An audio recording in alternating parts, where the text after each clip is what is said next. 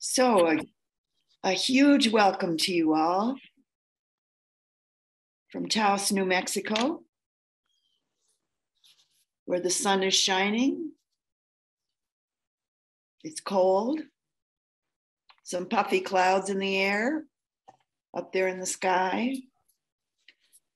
I think it went down to 38 last night. Mm-hmm. It's coming. It's here. I hear there's snow up high in the mountains. I can't see the mountains behind the mountains I can see, which I understand there's some snow back there already, which is good. The more snow in the mountains, the more moisture we get down at 7,000 feet, which is where Taos is. So I'd like to give you an outline, we could say, of how our Sunday meetings will be going starting today for 8 Sundays in a row, including today. We won't do our introductions every week. I just wanted to kind of orient us to each other as a Sangha today, and a Sangha that is spread out over all over the place. But here we are all together in this kind of unique and kind of strange way. I've gotten used to it, but it is a bit strange still. But I'm glad we can be together. So we will start promptly at 10 o'clock. And I may say a few words, but we will every Sunday, except for today, because of what we've just done, we'll start with our sitting meditation. The sitting meditation will be approximately 45 minutes. Today it'll be a little bit shorter because of the introductions. And each of our sitting meditations at each Sunday will be partially guided. And the reason that they'll be partially guided is because we'll be focusing specifically on one of the factors of enlightenment each week. So the first part of the sit will be guided. After we sit for 40 to 45 minutes, there'll be about 10 minutes of stretching or walking meditation. So I hope you have a place where you are, either inside or outside, if it's the weather cooperative, to do about 10 minutes of walking meditation, or of course, stretching is fine. Mindful stretching is also fine. And then after that, each week I will offer a Dhamma reflection for about 45 minutes. And then following the Dhamma reflection, we'll have about 3 minutes for stretching, just to move your body around. You'll have been sitting still for a while. And so stretching, standing, moving your body, stretching your limbs for just a few minutes. And then we'll all sit down together again. And we'll have approximately 30 minutes of time for Q&A and discussion each week. And I feel that's why I limited the number of people coming to this, so that we actually have an opportunity with 30 people, or actually there'll be 31 people, to actually have some discussion together, some sharing, questions, exploration, Dhamma talk together, because we learn a lot from each other. And if there were twice this many people, it makes it very difficult to have any kind of a shared exploration with a discussion. So that's the general rhythm for each Sunday. And just briefly, are there any questions? Does anybody have any questions about it, about anything I've just said?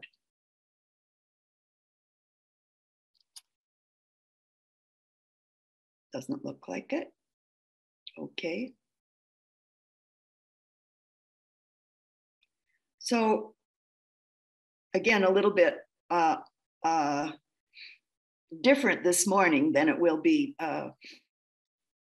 for all of the other Sunday mornings, or Sunday, it's not morning everywhere. Sunday mornings, Sunday afternoons, Sunday evenings, depending where you are.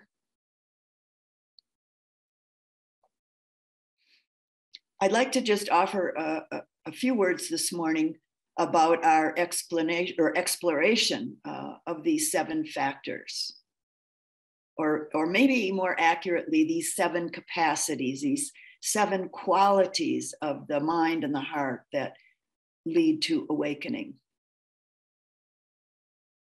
These 7 capacities of heart and mind were conceived by the Buddha not as factors, as they're traditionally called, or that's how it's translated, the factors of awakening. But they were conceived by the Buddha as qualities of the heart, qualities of the mind, capacities of the mind that constitute awakening, that constitute enlightenment.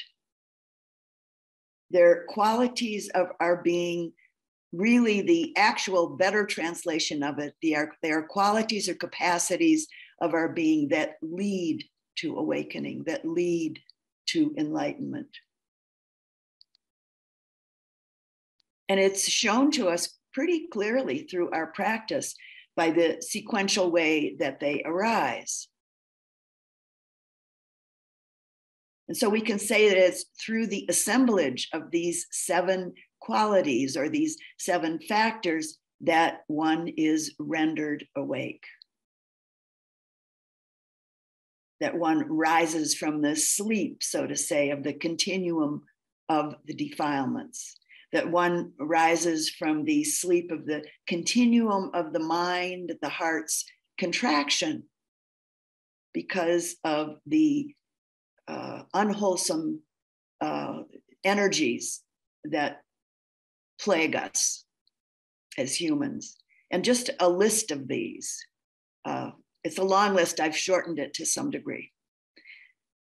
Greed, hatred, delusion, conceit, what is traditionally called speculative views, or what I often call imaginary views, skeptical doubt, a mental torpor, and its opposite, restlessness. And then 2 unwholesome energies that are rooted in unconscientiousness, a lack of what is traditionally called a lack of moral dread and a lack of moral fear. Again, these are both rooted in what I like to consider, and I think it makes it understandable or more understandable, is unconscientiousness. And on the other hand, the very beautiful and wholesome capacities of the heart and mind that are cultivated through our diligent practice of these factors, mindfulness, investigation, effort, energy, joy, tranquility, concentration, and equanimity. These 7 capacities of our mind, of our heart, that our Buddha described them as the natural qualities that constitute a proper spiritual practice. And these 7 qualities counter the contracted sleep of the defilements, the unwholesome energies that plague the heart and mind.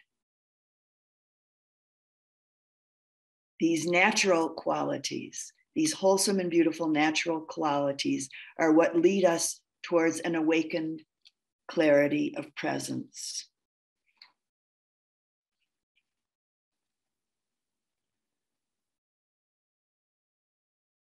So now let's start our practice time together. So sit yourself comfortably.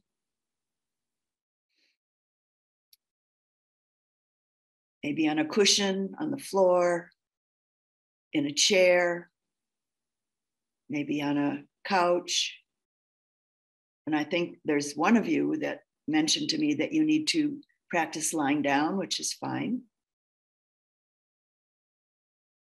If that's what you need to do, then go for that.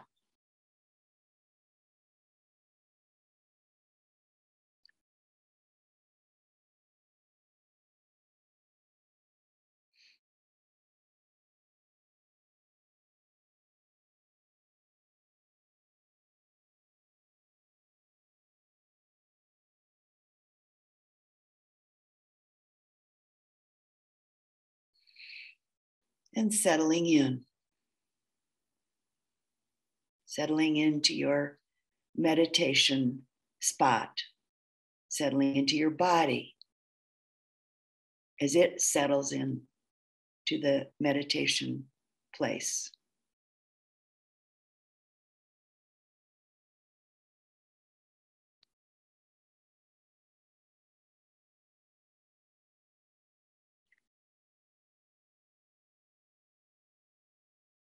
One of my Burmese monastic teachers, Sayadaw U Pandita, used to say, most people think that everything begins here.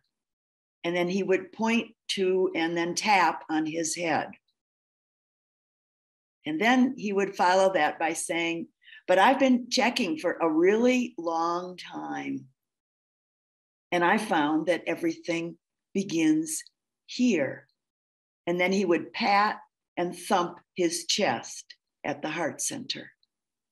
Everything begins here at the heart center.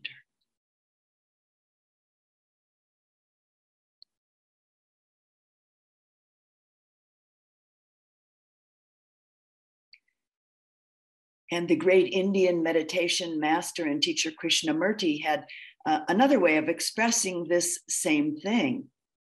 He said, it's not an intellectual affair, but when the heart enters into the mind has quite a different quality.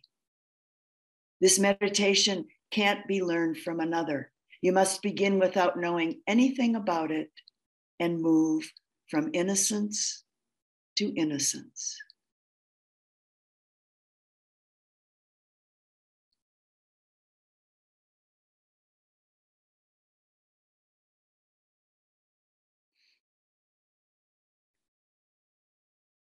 And so beginning our first mini retreat sit with a few moments of closing your eyes and visualizing and or sensing that you're sitting under the Bodhi tree with Siddhartha Gautama 2,500 years ago.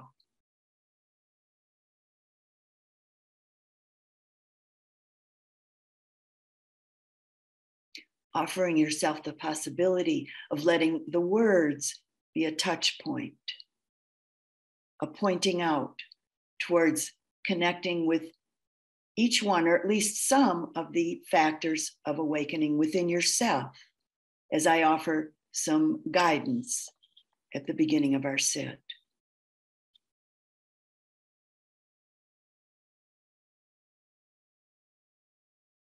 And this is facilitated by what I like to term as listening from the heart, rather than listening from the head. So taking a moment now to relax deeply into and through the body from head to toe.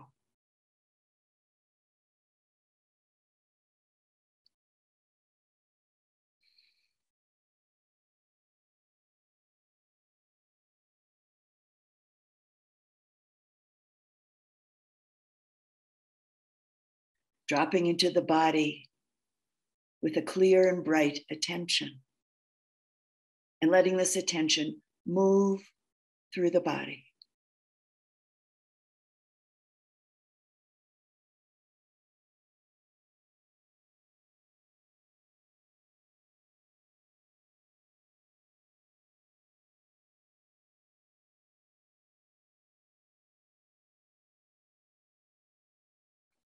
Deeply relaxed and brightly alert at the same time.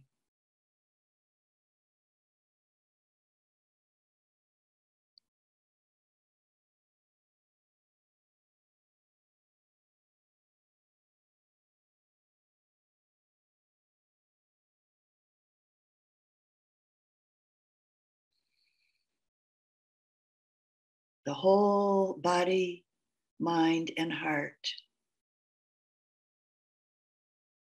relaxing into hearing.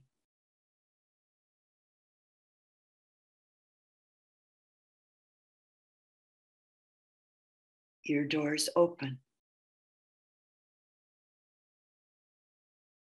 Heart center open.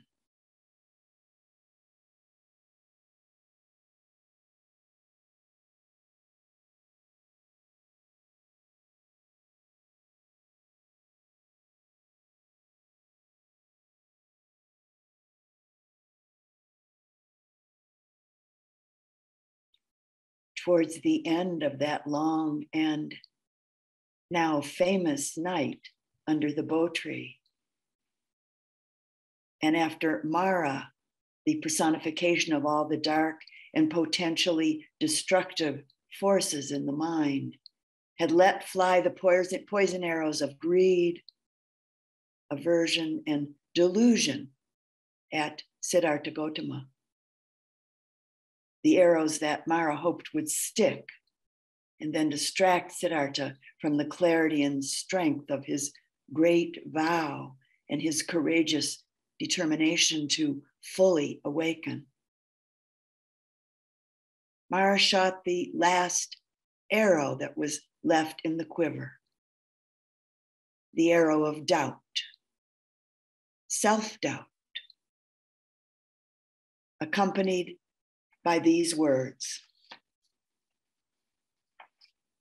what makes you think you have the right to be sitting here, where and how you are? Just who do you think you are anyway?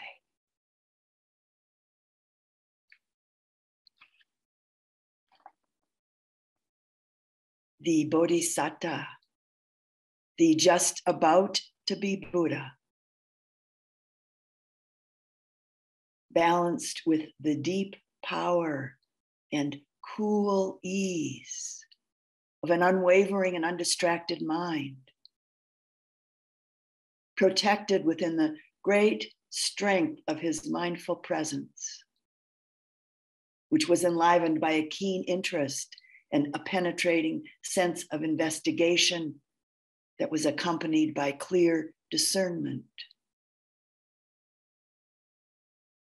This about to be Buddha, supported by the tremendous energy of his determination and the flow of an effortless effort, imbued with an enlivening and refreshing joy.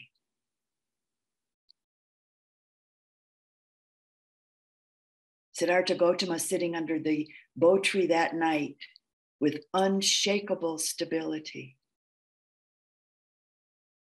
with an evenness and balance of receptive presence, as though he were an immovable mountain.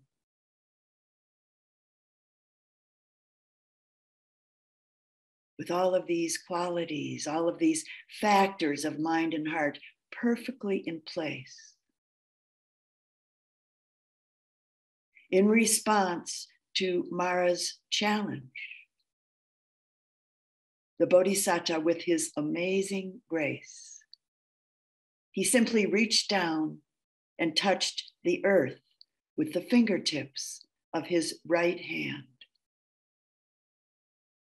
letting Mara know that the earth was bearing witness to his right to be sitting where and how he was.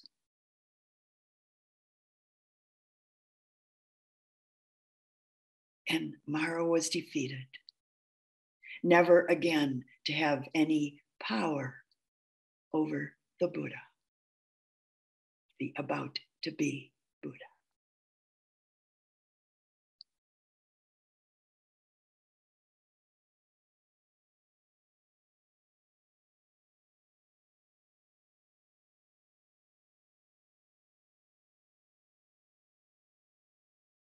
And so we sit, maybe not always quite exactly like the Buddha sat, on that night 2,500 years ago. But we sit. We practice with sincerity and with determination here in this mini retreat and other times during our life. We sit with dedication and with aspiration. And as we practice the particular qualities of heart and mind that were all so perfectly in place within Siddhartha that night under the bo tree, as we practice, these capacities of heart and mind continue to develop, to deepen, and to mature within ourselves.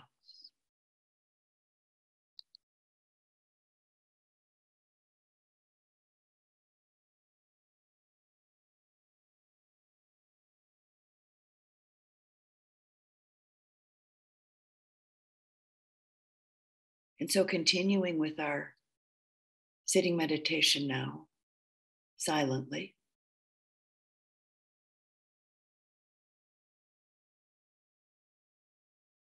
And today, the primary anchor of your relaxed and bright attention is the breath.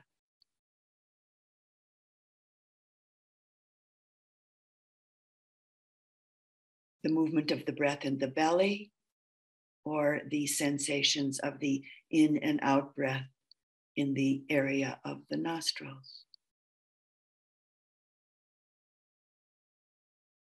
Allowing this experience of breath to be the anchor of your attention.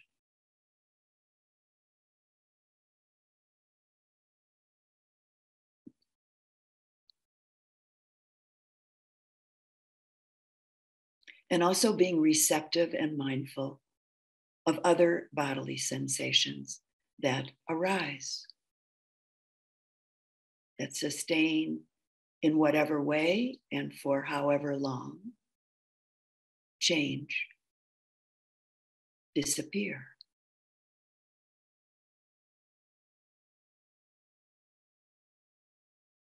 And remembering to return to your anchor, the anchor of the breath in the belly, the movement and sensations of the breath in the belly,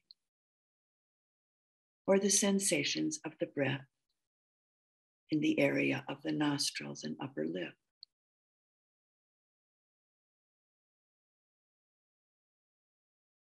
I will ring a bell at the end of our sit.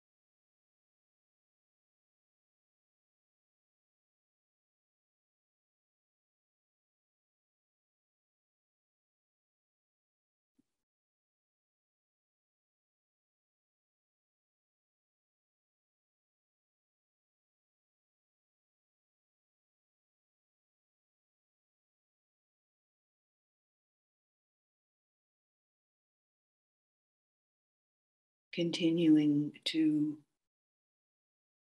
relax, allowing the mind and heart to be bright, attentive.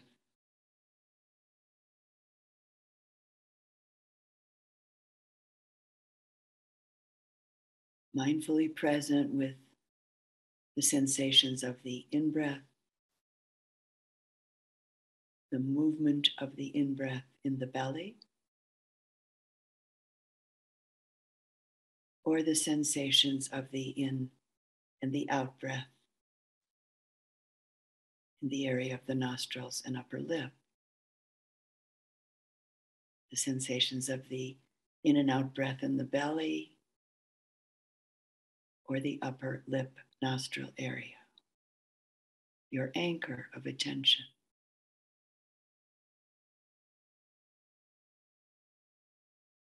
Embodied presence.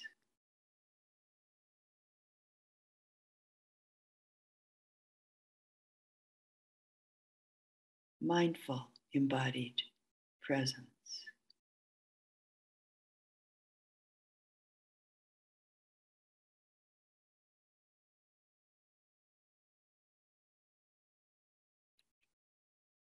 Not getting caught up and lost or swept away into the stories, the word stories or the image stories that might show up. Acknowledging, recognizing,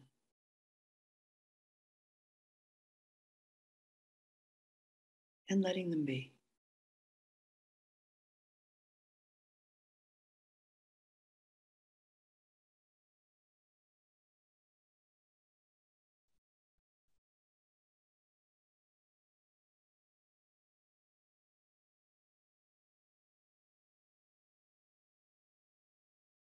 Breath by breath.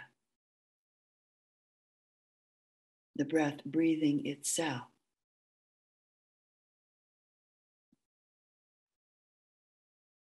Not trying to control or manipulate it.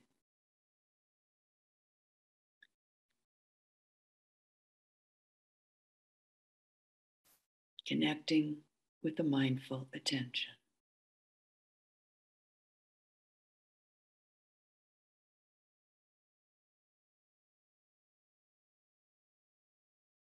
Right here, right now.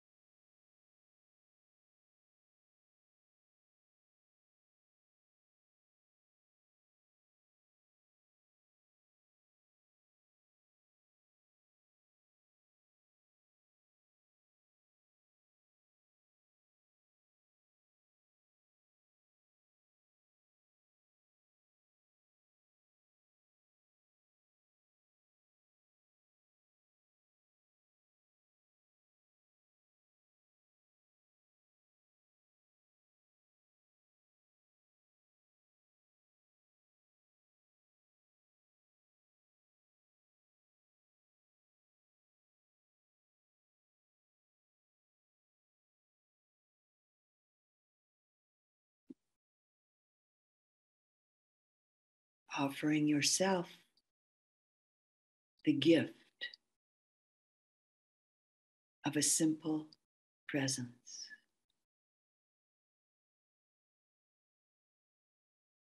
Offering yourself the great gift of a relaxed, mindful, simple, present moment connection.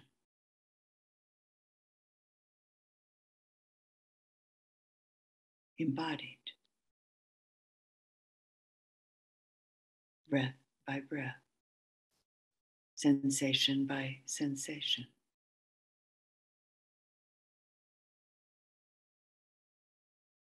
with these experiences just as they are.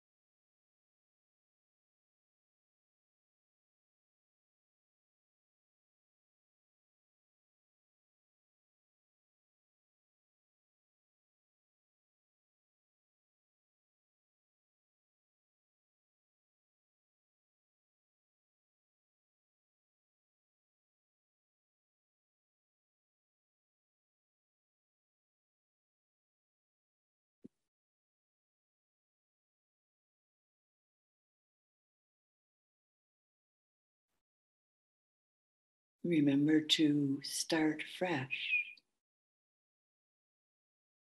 Remember to start again anytime.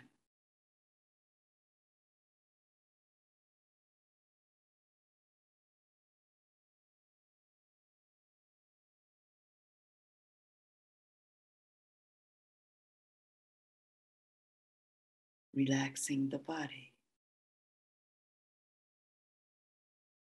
the heart, the mind.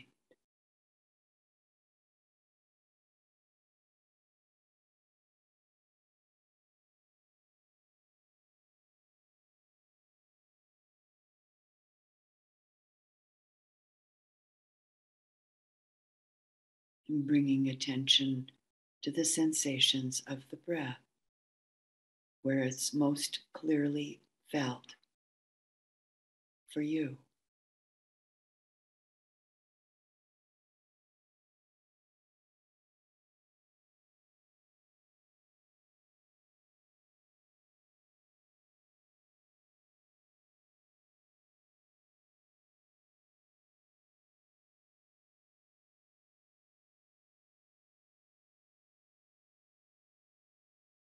Embodied mindfulness.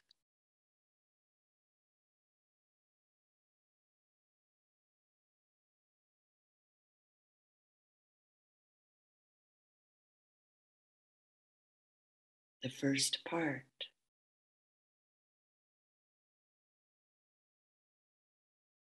of the factor of the first factor, the first place of presence, mindfulness, the first factor of awakening.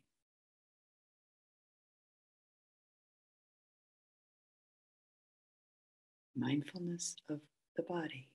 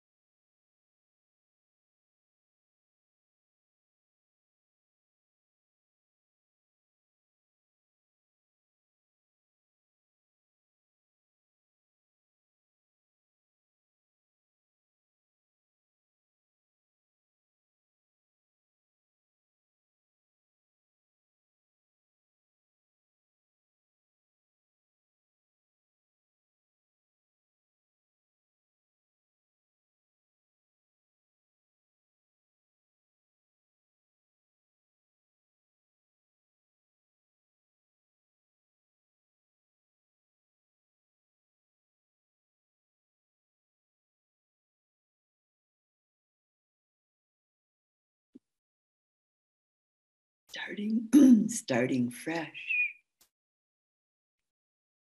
in this moment, again and again.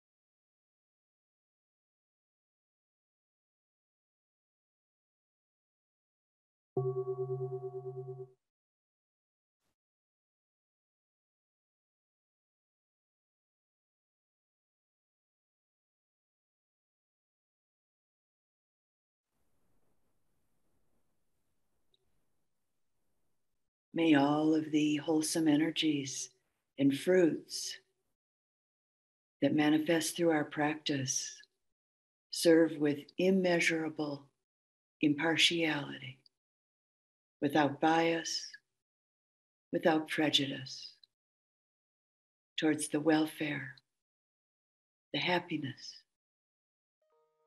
and the awakening of all beings everywhere.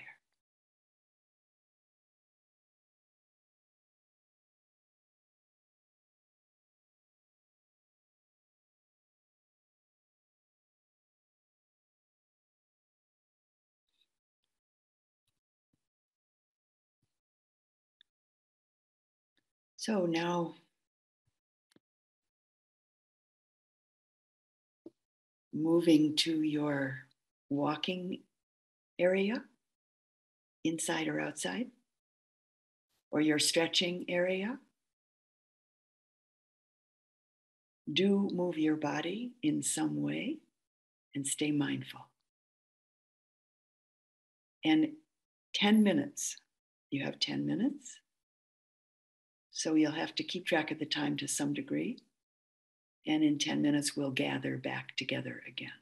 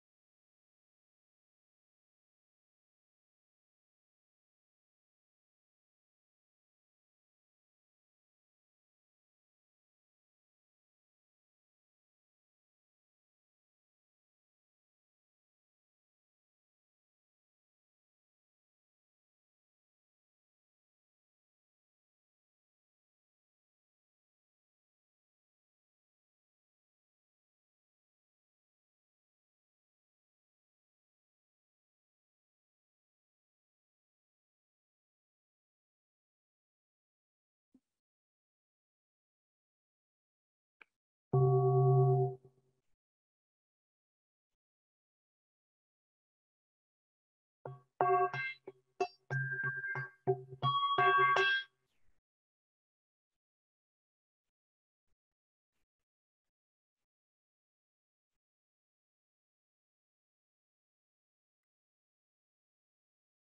welcome back.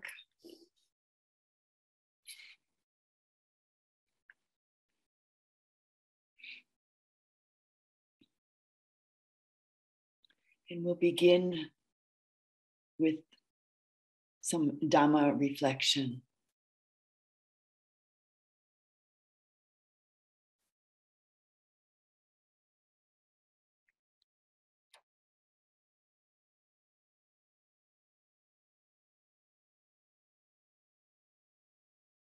So again, sitting yourself comfortably, relaxed, receptive.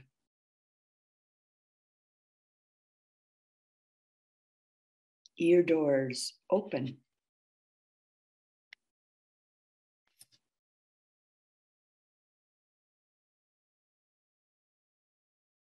Like an elephant, wide open.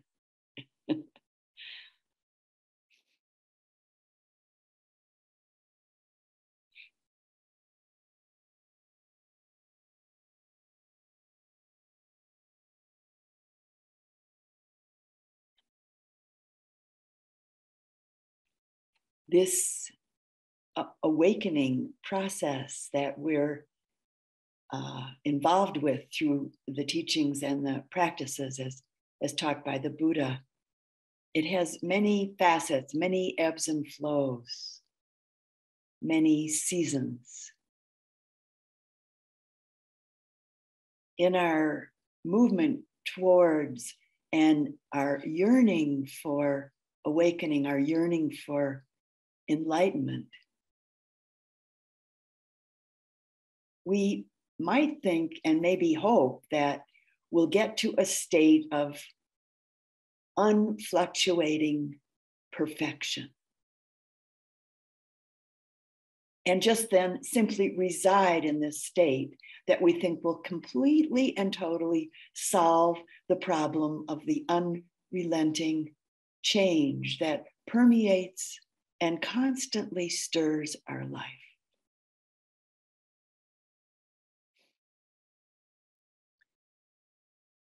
But as Zen teacher Joan Sutherland says, if we see that what we're doing as awakening, if we see what we're doing as awakening, something that unfolds over a lifetime, we understand that each of us is somewhere in the middle of a long walk through varied terrain.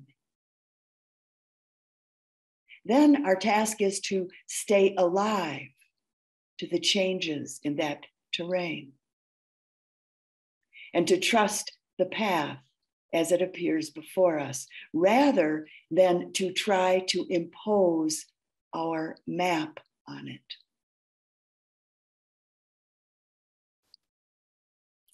And then she goes on to say, in welcoming awakening's seasonal transformations, we discover a greater truth that shows us a new way of trusting the very change we once thought was a problem.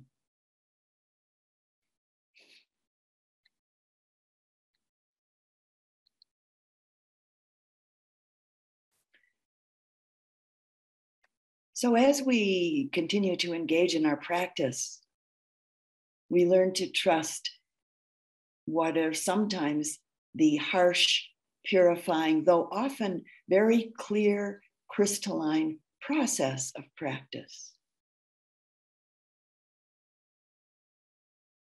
It kind of sometimes feels like the winter snow that eventually strips clean and purifies and covers everything, creating a very cool, clear brightness.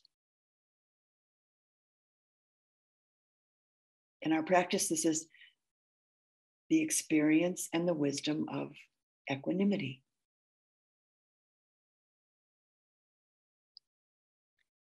And in this, we learn to love everything.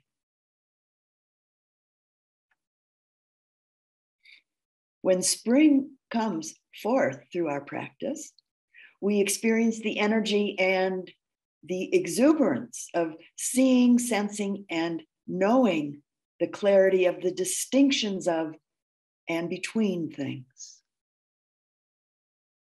along with the specific beauty of each thing. In the springtime of our practice, we learn to love everything, each thing. We learn to love each thing for itself.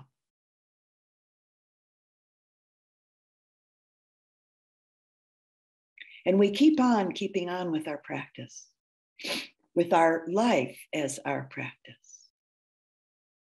Through all the ebbs and the flows, through the seasons of awakening, coming to know and trusting that we're continuing to walk the way, we're continuing to walk the path.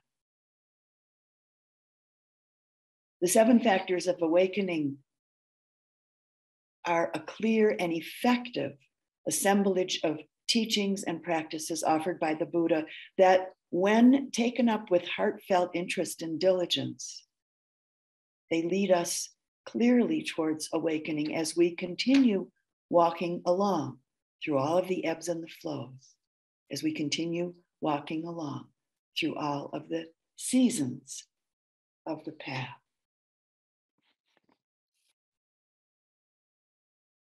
Over these 8 weekly mini retreats, we'll be touching into and exploring these factors from 2 related perspectives.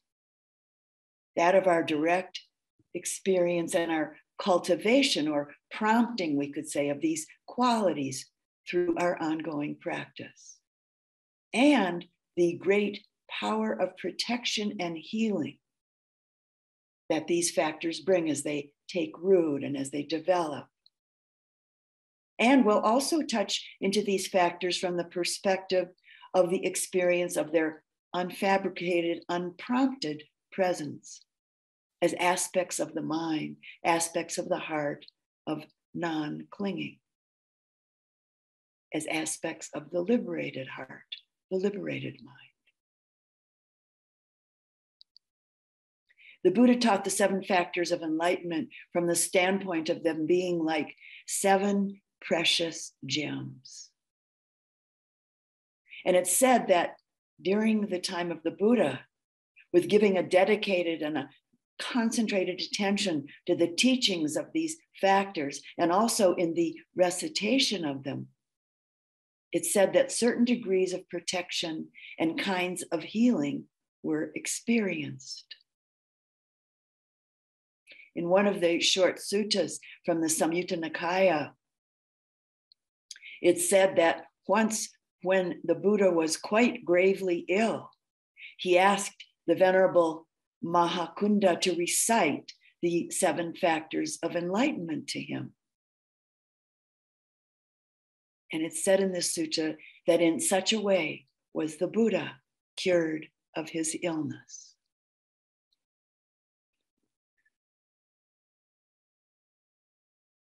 There are 2 categories of these factors, 2 categories of these awakening factors. The first are called activating. And these are the discrimination of states or investigation, energy, and joy. These qualities, or these activating factors, are to be cultivated when the mind is sluggish. As when one feeds a small fire with dry sticks and dry grass to make it blaze up. The other category of these awakening factors are the restraining factors. And they usually emerge later. They emerge usually after the activating factors. And these are tranquility, concentration, and equanimity. These factors are to be cultivated when the mind is very excited. As one sprinkles a bonfire with wet grass and water to reduce it, to tame it. Now, the one factor that isn't included in the activating or the restraining factors is mindfulness. Mindfulness doesn't belong in either category. Why? Because it's necessary and useful everywhere, all the time, everywhere. In relation to the activating and the restraining qualities of the various factors, mindfulness particularly ensures that they're kept in balance.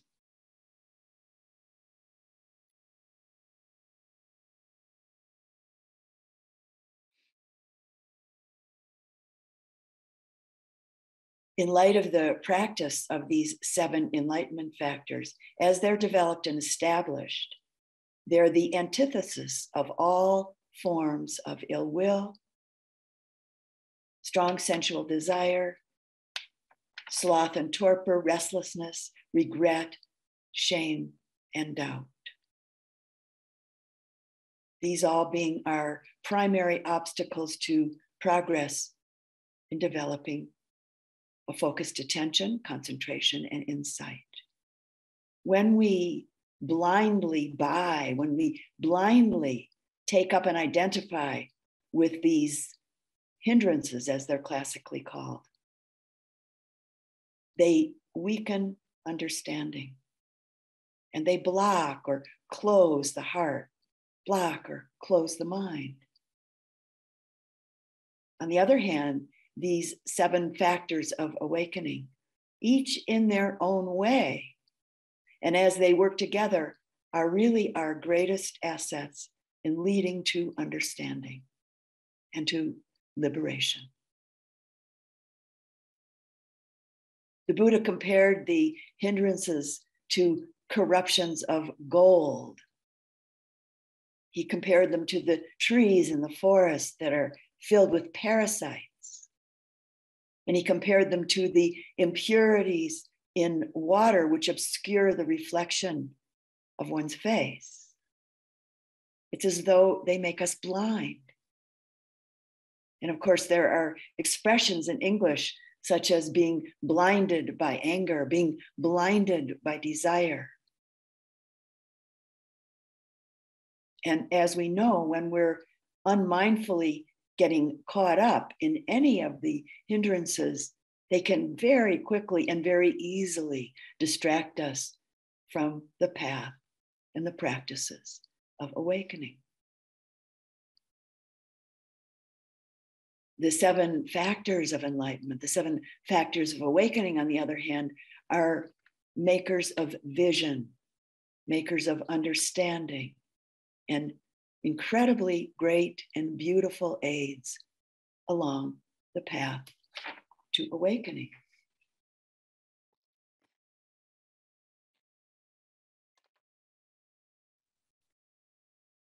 And so we begin our exploration, our Dhamma reflection today with the overarching, amazing awakening factor of mindfulness.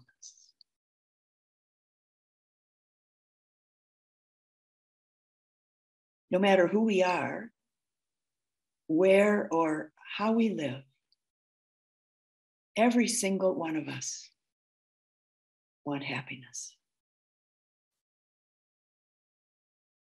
Most of us want our lives to be, or most of us want much of our experience in life to be ongoing, permanent, or at least deeply fulfilling, or suit our passing fancies, suit our expectations, meet our expectations, meet our heartfelt and deepest desires.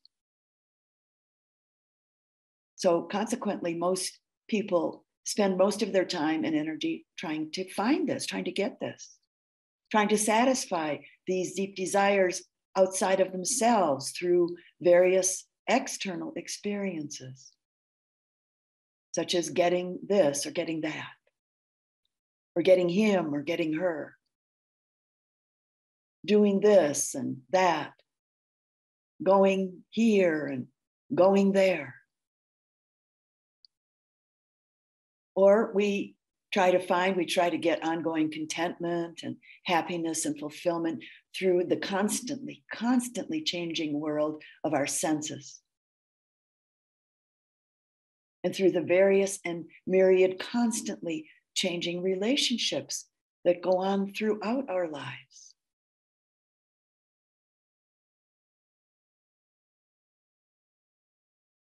Well, the news from the Buddha is, and maybe you know this news yourselves, it's not possible. So look closely, look really closely. Come close and see and feel your experience directly. The Buddha spoke about happiness beyond our ordinary experiences of pleasure. He said that happiness arises when we're mindful. That's a radical statement. Happiness arises when we're mindful. Our meditation practice cultivates mindfulness. Mindfulness happens, we could say, when we really, truly bring our attention to the present moment. And we learn this by practicing it over and over and over again, moment by moment by moment. This is a practice of the very deepest intimacy. The intimacy of a direct connection with the immediacy of experience in our body, heart, and mind. The deepest intimacy with our own experiences,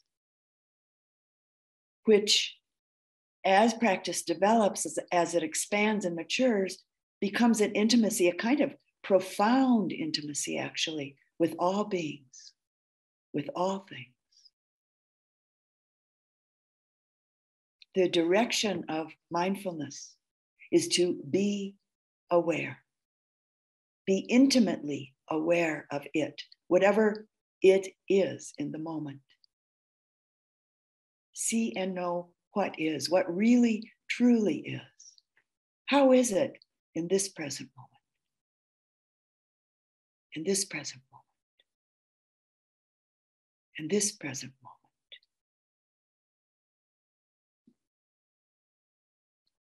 Essentially, this is what all forms of Buddhist practice lead to. How is it in experiencing the I? E-Y-E. Ear, nose, tongue, touch, mind. How is it really? Not what you hope it is, or not what you want it to be, and not what you don't want it to be.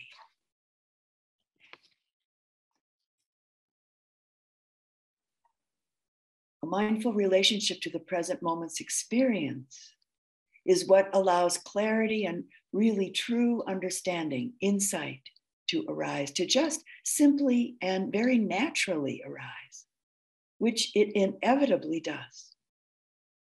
We don't have to do anything to make it happen. The truth actually is not far away at all. It's right here, ever present, immediately close, always and everywhere, intimately, right here, right now. And it's our greatest, greatest protection. Quite a number of years ago now, I was teaching a weekly class here in Taos on mindfulness. And each week, the people engaged in the class would come in and they would say a little bit about what happened during the week just prior to this particular class, regarding their practice and how it showed up for them. So one week, a woman came in and she said, "This morning I was watering my garden. I've watered my garden hundreds of times, but this morning it felt like I was watering my garden for the very first time." And then she said, "How have we survived so long without being mindful?" She went on, "Terrible, terrible things are done when mindfulness isn't present." Well, we all took just a couple of moments after that to digest that.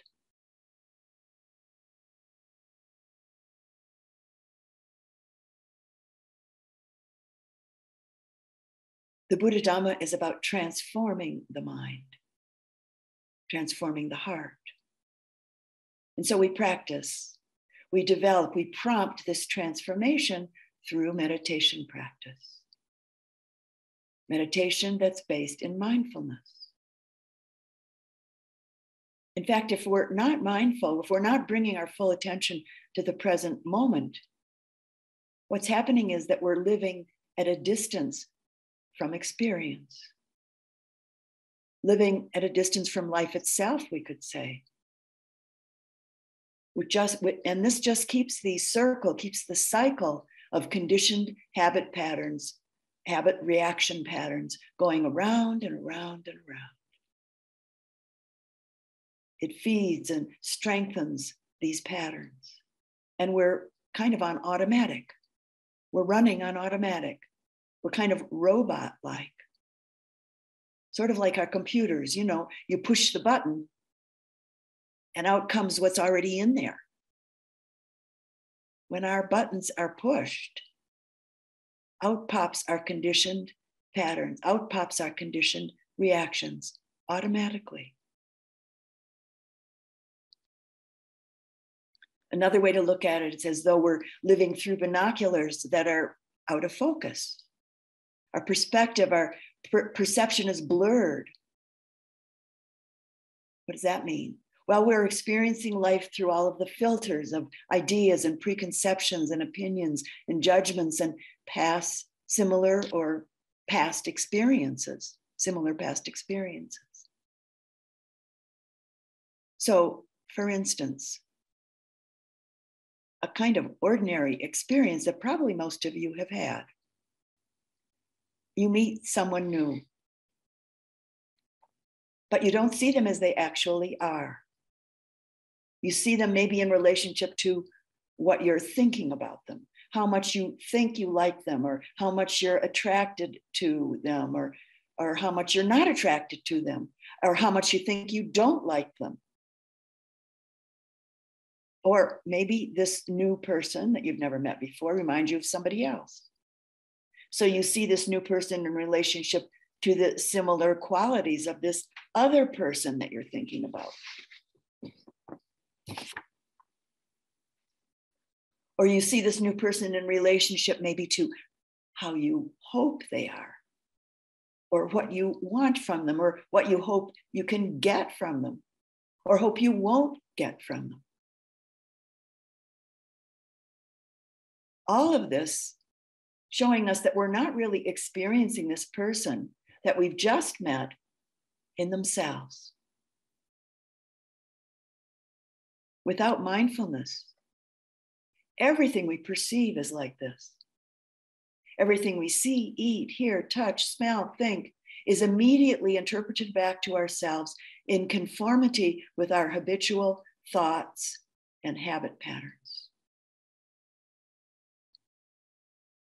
Meditation practice grounded in mindfulness is about bringing everything into clear, sharp focus to really see things as they truly are, as though for the very first time, without judgment, with a mind, a heart that's fresh, with what's often called beginner's mind. Many years ago now, one of my grandsons, when he was 2.5 years old, was taking a walk with myself and his mother. down a hill in Pennsylvania where they were living at the time. And he looked down and saw a pine cone. It was the first time he'd ever seen a pine cone. So he picked it up and he was looking at it and turned it every which way. Then he stuck it up to his nose and he smelled it. Then he stuck out his tongue and he licked it. He was investigating this pine cone for all he was worth. He wanted to know it. And I was watching this. So was his mother. And then a dutiful grandmother and mother, I'm not sure which one of us said this to him. We said, this is a pine cone. And he looked back up at us, took a little break from his pine cone experience. And he was a good boy, so he repeated pine cone, repeated the words. And then he forgot it or let it go and went back to his direct experience of pine cone. With a mind that was fresh, with beginner's mind. This is a state of mind that we can learn or relearn and bring it into our life again. It's transformative. It's transformative and healing. One definition of the teachings and practices is that they're the best medicine. The best medicine to make us well in the deepest and most profound sense. And one description of this is that I really like a lot is one who is awakened, one who has taken in the medicine of the teachings and practiced meditation and healed the sickness is one who is freed from suffering. And that's really the very deepest healing we can know. Freedom from the suffering of confusion, the suffering of anguish, freedom from the suffering of fear, freedom from the ongoing wanting that stems from ongoing dissatisfaction. Freedom from suffering.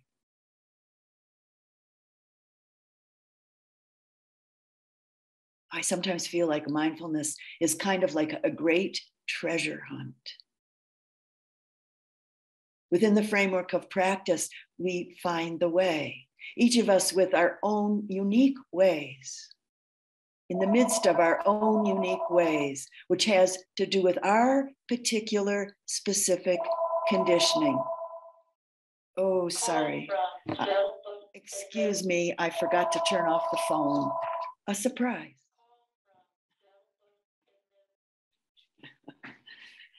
Oh dear. Well, this is life. In the midst of it here. Sorry. Where was I about it? Talking. Oh yes, the treasure hunt. The treasure hunt of mindfulness. Each of us finding the way, finding the treasures in our own unique way, which has to do with our particular specific conditioning. So we discover the treasures of the truth, the treasures, what are we discovering? The treasures of the way of things, the really true way of things. Through our own direct experience, we discover the liberating treasures of who we are in the deepest and actually the most perfectly natural ways.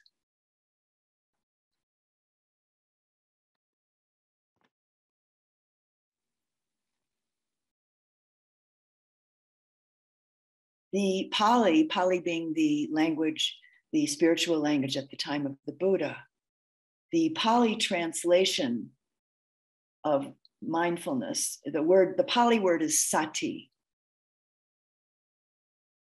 And it's translated in different ways, but one of the translations I think that's quite helpful is sati translated as to remember. And breaking that word down, to remember, to connect, to reconnect. Very simple, really, but not so easy. If we're aware, if we're really, truly connected and present for a few moments, that's a lot, actually. Mindfulness, or remembering, is the opposite of forgetfulness. And what happens a lot, I think, for many, many of us is we're mindful for a few moments and then we forget.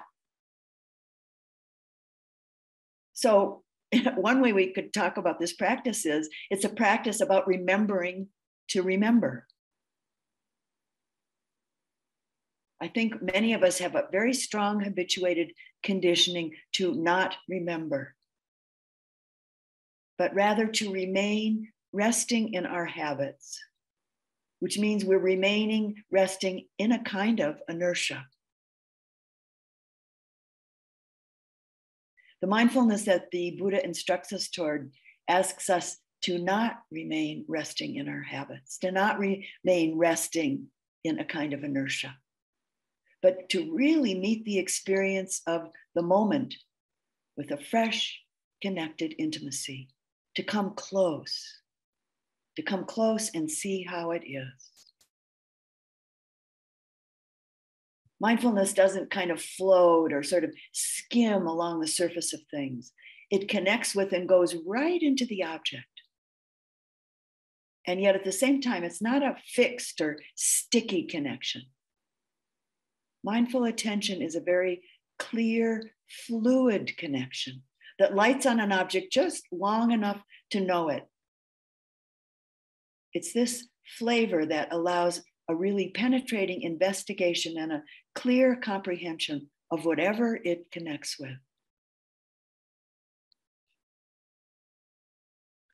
Mindfulness can be called the active aspect of awareness. Mindfulness is a non-judging, non-manipulative, non-grasping, non-rejecting orientation to the present moment's experience. And at its best, it's purely receptive, a purely receptive relationship to whatever phenomena is presenting itself in the present moment.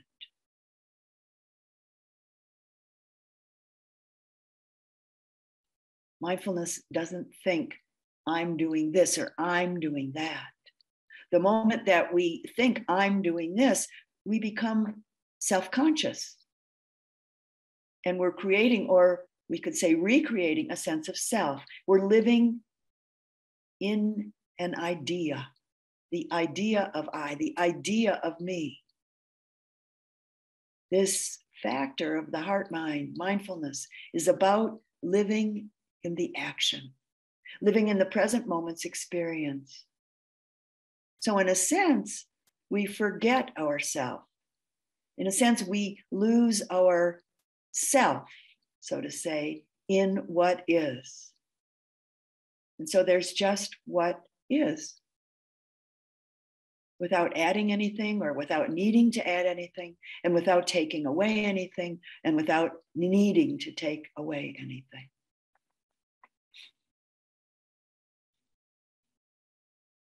And we pay attention to a whole range of experience, things that we normally do quite mechanically, breathing, walking, eating. We pay attention to things that are pleasant. We pay attention to things that are unpleasant.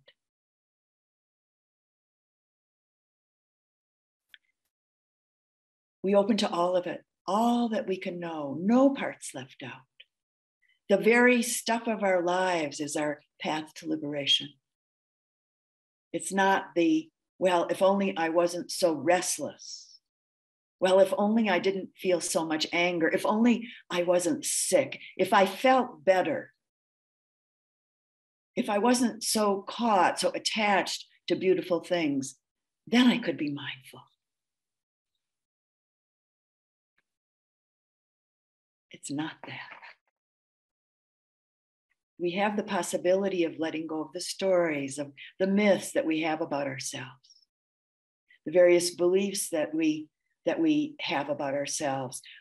what we think we're capable of or what we think we're not capable of, how we define ourselves. We have the opportunity to let go. We have the opportunity to relinquish various beliefs that we have maybe about our bodies, our mind, our emotions, beliefs that we've probably held onto and stuffed into the closet of our mind. And then just simply pay attention to our experience just as it is in the moment. So simple, really. It's hard to believe that's really all it takes. Though, as each one of you know, though it's so simple, it's certainly not so easy.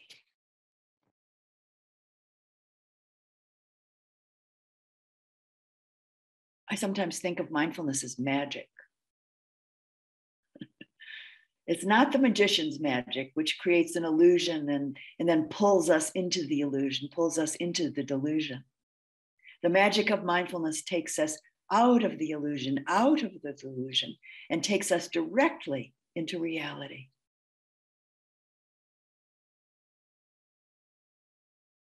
There are 4 domains or 4 establishments of mindfulness, 4 ways of setting up and establishing mindfulness in the very moment of here and now. And our first domain is paying attention to the body in the body, just the body as such, not one's feelings or ideas or concerns or emotions about it. And of course, there are many, many and varied aspects of the body to notice and to give a careful attention to. The body's really an excellent meditation subject. It'll always tell the truth. For instance, if you break your leg, the body's not going to give off a pleasant feeling. It doesn't have the capability to get lost in the past or lost in the future. It's the meditation object that most easily bridges the formal and informal aspects of our meditation practice. And it can often be a safe haven when thoughts and emotions are raging and just too overpowering for us to be with. And as the rapid development of technologies and the increasing pace of our culture makes it more and more difficult to stay connected to our bodies, cultivating the intention to practice with this first foundation of mindfulness becomes more and more important. One of our primary orientations to the body is mindfulness of breathing.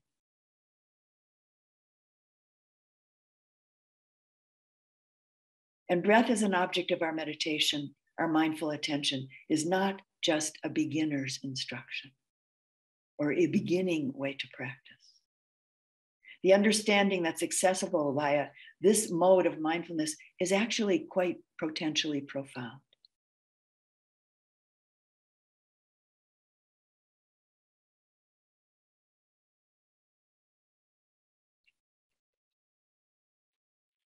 We might at times notice each breath, for instance, each inhalation and each exhalation very directly as sensation or as movement in the area of the body where we're connecting with the breath.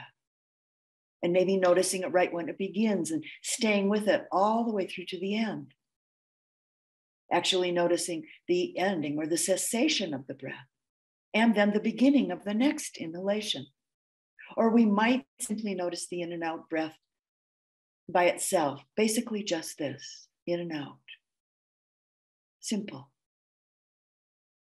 This tends to cultivate an increasingly quiet, tranquil, and peaceful breath, and an overall body and mind quieting.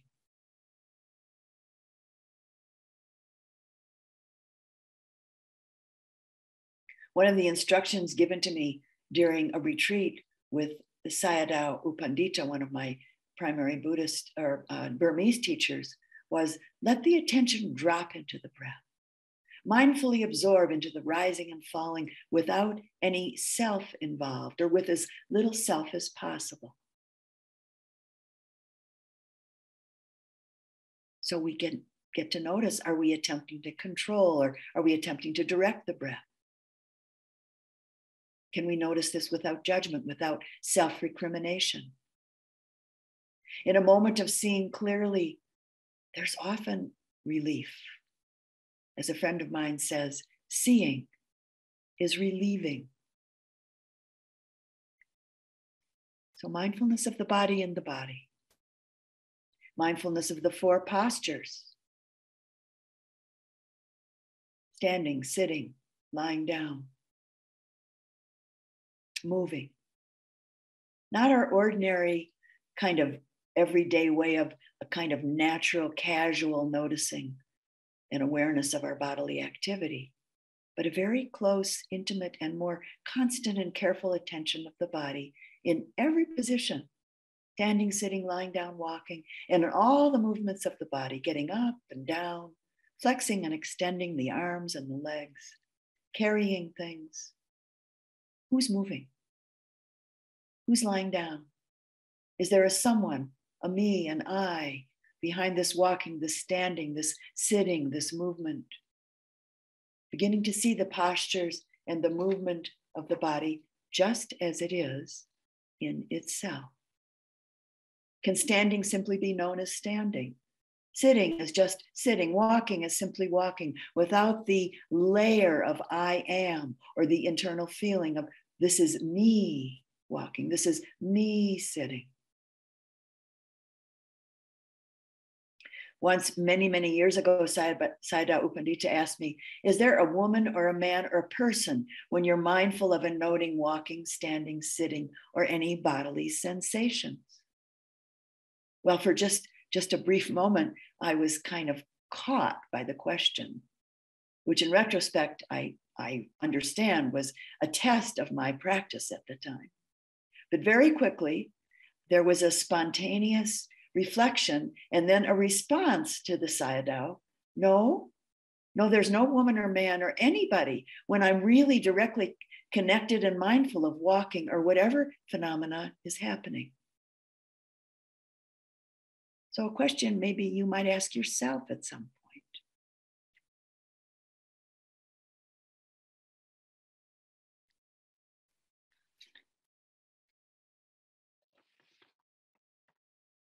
The posture and the movement of the body are just as dependent or interdependent on conditions, all conditions.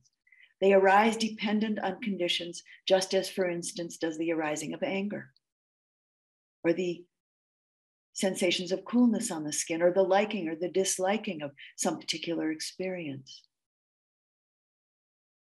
Choices are made, but every choice is a product of the play of various conditions.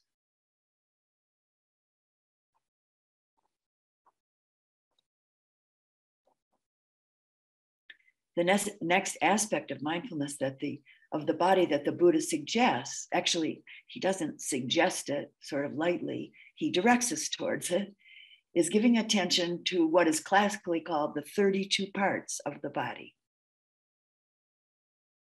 such as hair, skin, all the various organs, etc. And of course, we notice these things. I've no doubt that we do notice many parts of our body in retreat or in our daily life, but how often do we notice them in a really mindful way? How identified, for instance, are we with the hair on our head or the lack of it? Or the hair on our body, for instance? How do we attend to the experiences of our stomach, of the colon, the digestive process, or to a moment or many moments experience of the heart? How do we experience moments in relationship to the skin? This bag of skin that holds all the various contents of the body. How often do we experience our nails, teeth, saliva, sweat, or any part of our body or bodily experience with what I like to call the extraordinary qualities of mindful attention, which are a non-judgmental, non-manipulative, non-grasping, non-rejecting, non-self-identified kind of attention. Just the body in the body, without the layers of feelings and ideas and concerns and emotions about it. Just the body as a body.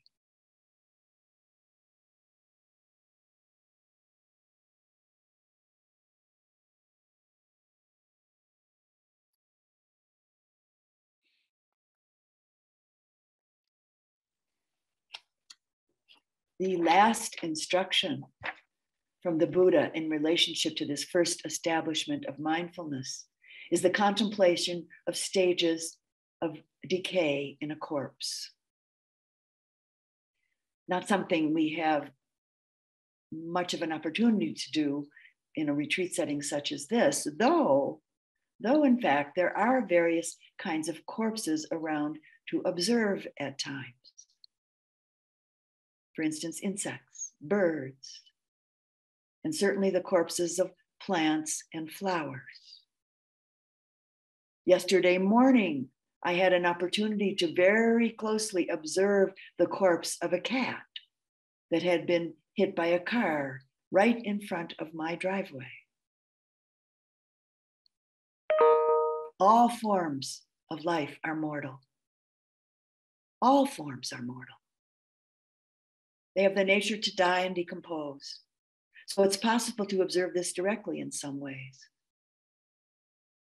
I've been in retreat at various times in various places and quite purposefully observed the process of roses and grasses die and go through all of the changes that things do after they die. It isn't about being morbid or strange in some way. Every living form is mortal. And we're so attached to forms, our own form and that of others.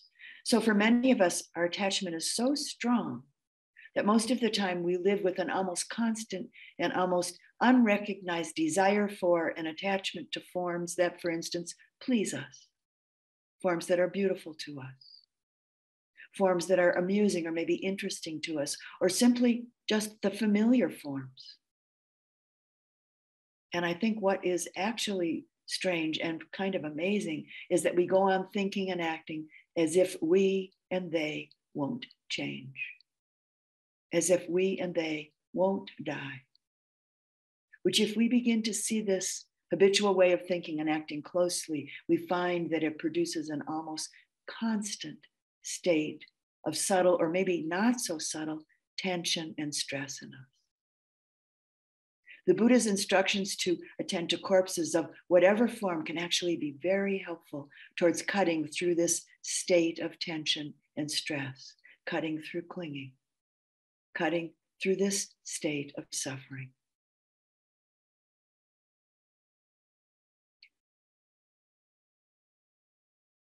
One of the things that I was most drawn to in my early years of Buddhist exploration was that the teachings and the practices are not a dry intellectual kind of undertaking. And for me, this was very important, not being a particularly intellectual type. The other piece that drew me early on was that the Buddha doesn't ask us to take up a system of belief and then follow it blindly. On the contrary, the topic, so to say, of practice is our self, our own body, heart, mind process. Taking an interest in our body, in our own mind, in our heart, is a way to come to understand our own true nature. This was of great appeal to me in my younger years. It was certainly then, and it still is. It's a very lively, potent engagement rather than a dry, cerebral endeavor.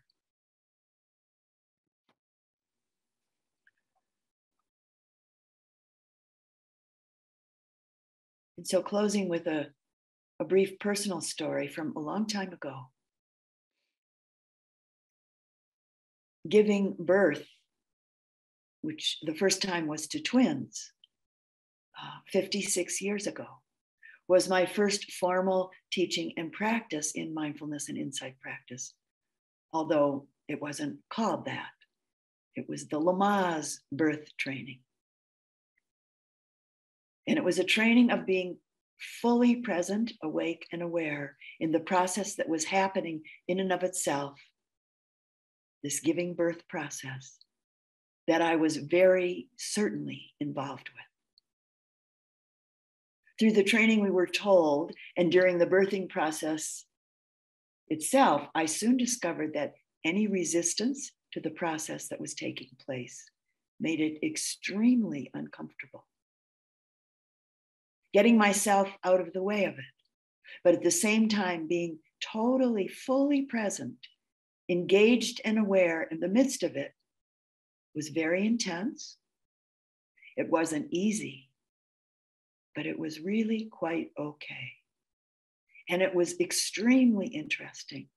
And it was truly filled with wonderment. It was a very powerful lesson that obviously I have not forgotten and that has sustained me through many, many, many years of meditation, Buddhist meditation practice. How do we know the body? How do we know this first foundation, this first establishment of mindfulness?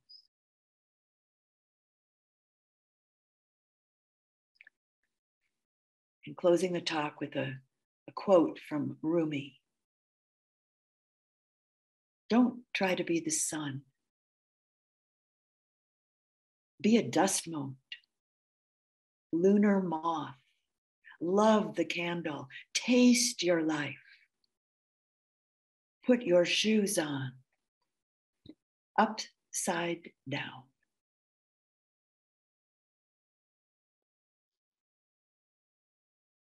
So let's just sit for a moment quietly.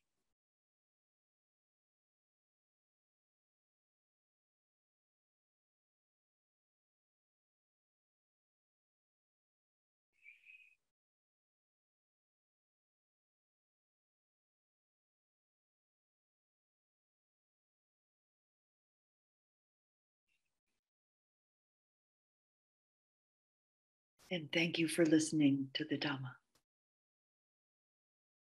And thank you for your practice.